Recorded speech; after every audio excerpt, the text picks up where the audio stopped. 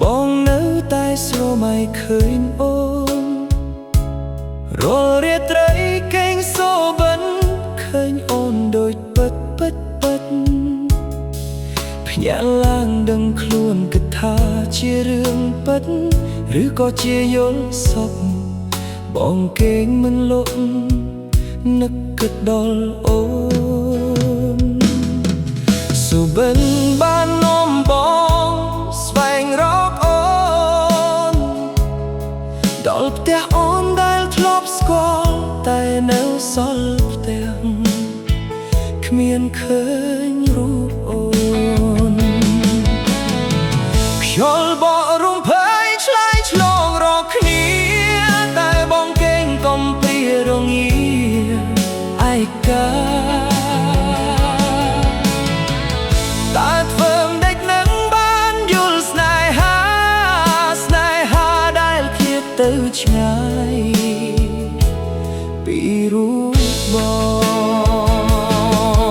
បងសួររកដំនឹងអូនពីមិត្តភក្តិដែលស្គាល់អូនថាអូននៅទីណាហើយរស់នៅយ៉ាងណាបងព្រួយបារម្ភចង់ដឹងសុខទុក្ខអូនយ៉ាងណាតើមានអ្នកណាមើលថែអូនដូចបង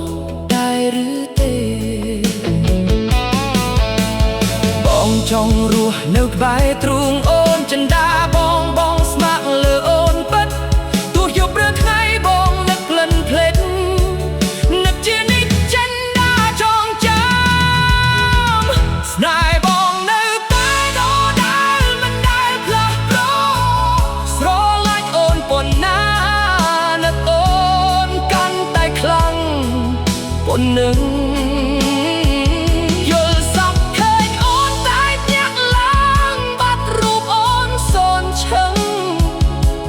សល់តែរូបអូនក្នុងដួងចិត្តបងអាណិតខ្លួនឯងណាយល់សប្តិឃើញអូននៅតែស្រស់ដូចមុនដូចយើងនៅជាមួយគ្នាក្នុងរាត្រីស្នប់ស្នេហ៍បងថ្នាក់ធ្នមអូនដៃក្តីនឹករលឹកណាអូនណា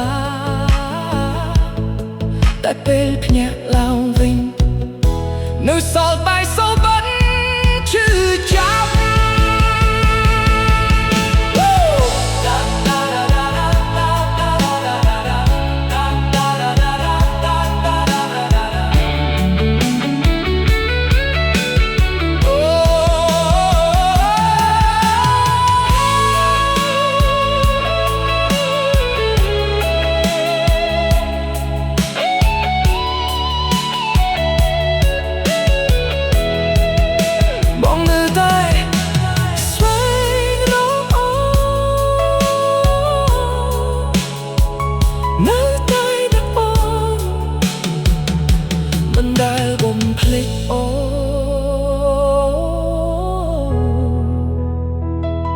នឹកអូនដូចឯសា